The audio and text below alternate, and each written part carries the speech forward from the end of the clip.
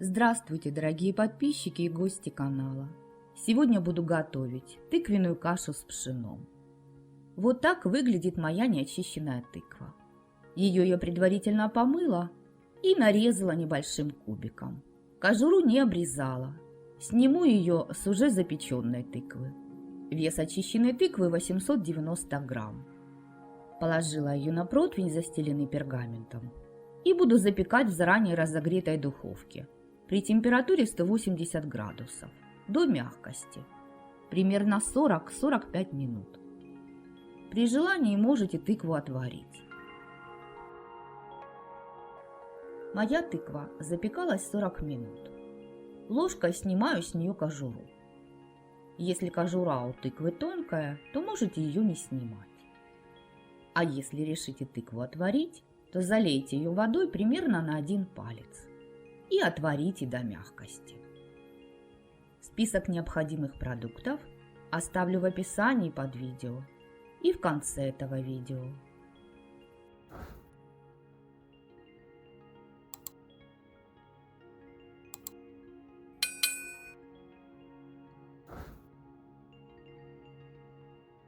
Тыкву я взвесила.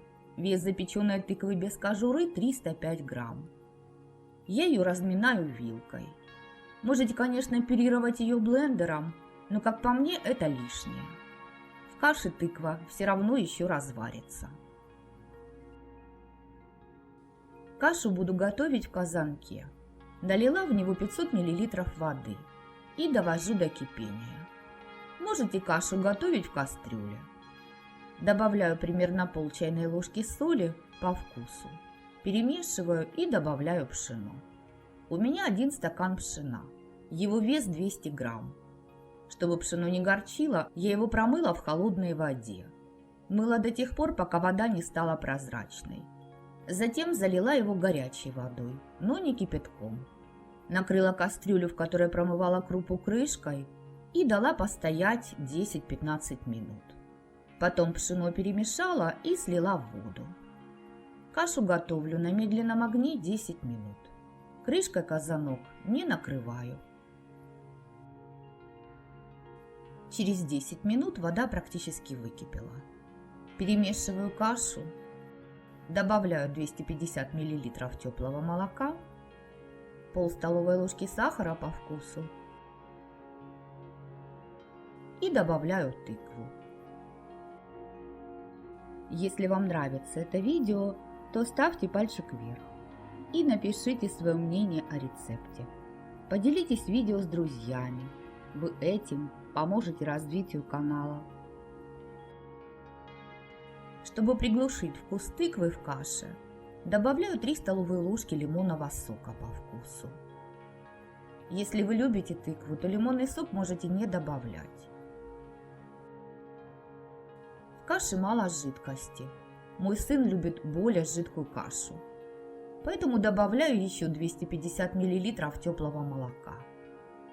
Хорошо перемешиваю, накрываю казанок крышкой и готовлю кашу на медленном огне еще 10 минут. Можно вместо сахара в кашу добавить мед, но его нужно добавлять в конце приготовления вместе со сливочным маслом. Через 20 минут с момента закипания пшена снимаю крышку. Перемешиваю кашу и добавляю 80 грамм сливочного масла комнатной температуры по вкусу. Не перемешивая, накрываю казанок крышкой и убираю его в теплую духовку примерно на 20-30 минут, чтобы каша настоялась. Температура в духовке примерно 50-60 градусов. Моя каша стояла в духовке 30 минут. Перемешиваю ее до однородности. И можно есть.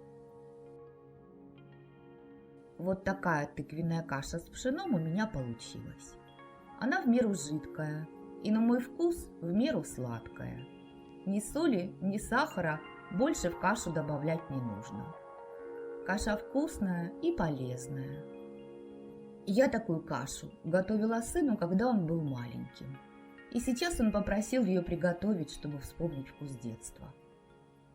Рекомендую вам приготовить такую тыквенную кашу. Надеюсь, она вам понравится. Готовьте с удовольствием и приятного аппетита! Если вам было полезно это видео, то подпишитесь на канал. И не забудьте нажать на колокольчик. У меня для вас есть еще много интересных рецептов. А я на этом с вами прощаюсь. Желаю вам мира и добра.